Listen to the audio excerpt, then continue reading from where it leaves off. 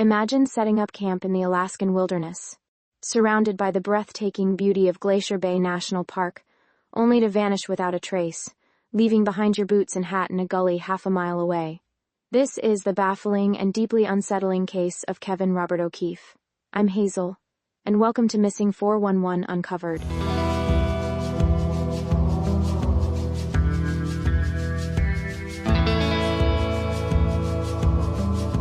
Alaska. Even the name whispers of untamed wilderness, a land where nature reigns supreme, a place that demands respect and preparation. For Kevin Robert O'Keefe, the summer of 1985 held the promise of adventure in this majestic, yet formidable, landscape. A 36-year-old from sunny California, Kevin wasn't just a casual tourist seeking a scenic photo opportunity. He felt a deep connection to the wild, a yearning for the solitude and challenge that Alaska offered. But he wasn't reckless. He understood the inherent dangers of venturing into such a remote and powerful environment. This wasn't a spur-of-the-moment decision. Kevin meticulously planned his month-long solo expedition to Glacier Bay National Park. He knew that Alaska wasn't a place to be trifled with. The weather could turn on a dime, the terrain was unforgiving, and help could be days away.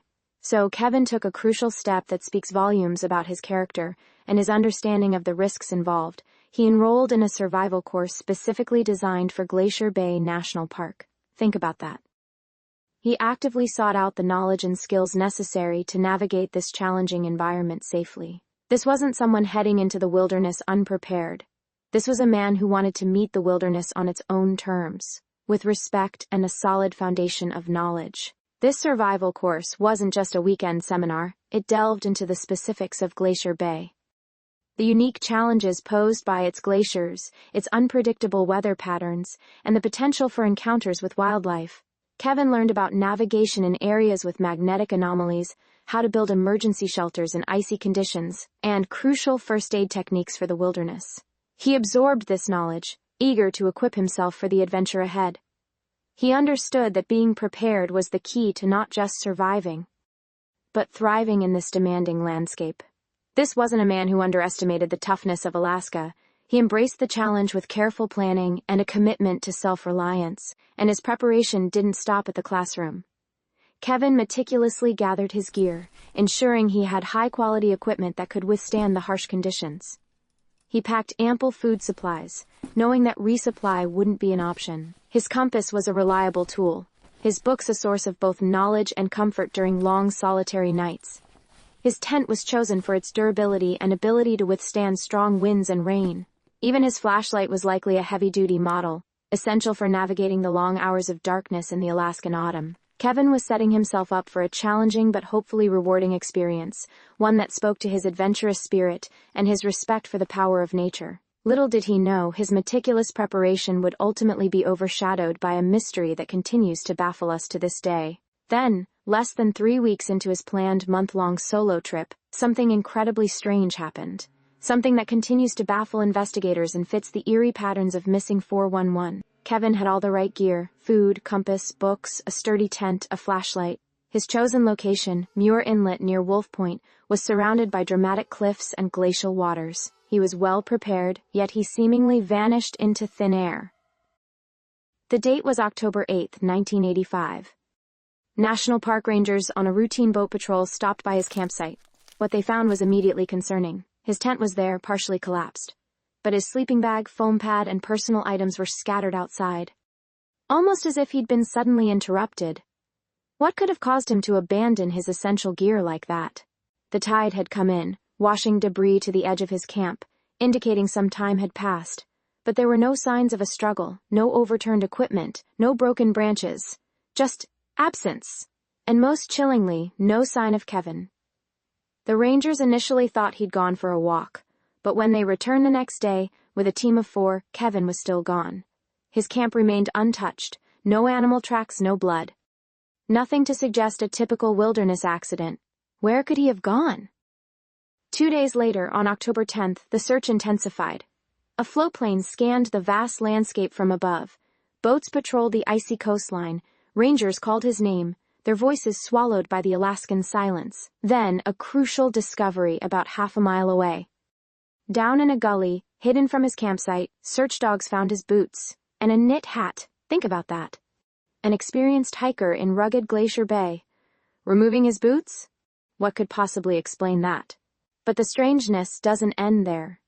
His glove liner was found hundreds of yards away from his boots and hat, even further from his camp. His food, his compass, his books, his day pack. Everything he needed to survive remained untouched at his campsite. It's as if he simply vanished, leaving behind the very things that could have saved him. What could have happened in that short distance from his tent to that gully? Park rangers ruled out animals, citing no signs of a struggle. But here's a detail that many find unsettling. A full-scale ground search was never conducted.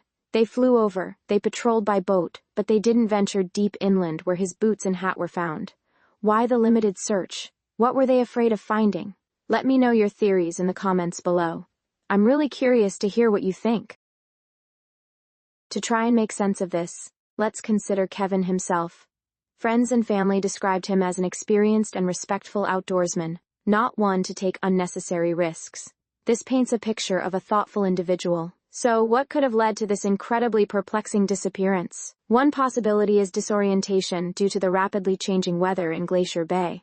Powerful winds and icy rain can disorient even seasoned hikers. But again, why the boots in a gully? Why no tracks leading away? It just doesn't quite fit. What do you think? Could a sudden weather shift truly explain this?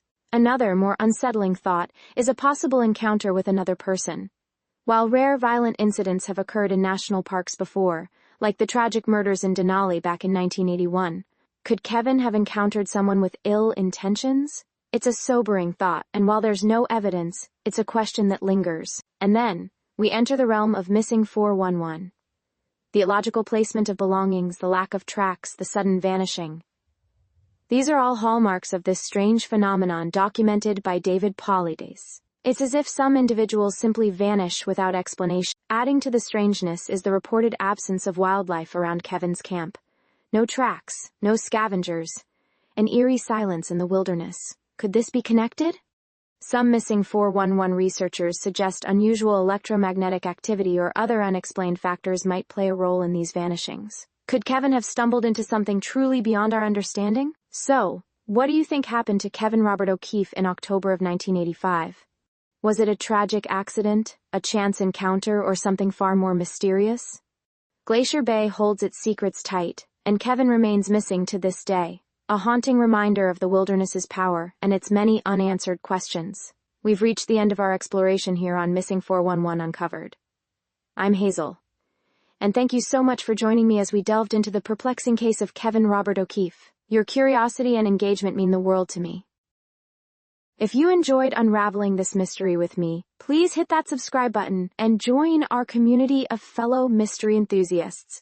Your subscription helps us bring more of these fascinating and often chilling stories to light. And if you found this episode intriguing, please give it a thumbs up. It really helps others discover our podcast. Don't forget to share this video with anyone you know who loves a good mystery or is interested in the missing 411 phenomenon. Now, I really want to hear from you. What are your theories on Kevin O'Keefe's disappearance? What details stood out to you the most? Share your thoughts in the comment section below. Let's discuss this case and see if we can piece together any new insights.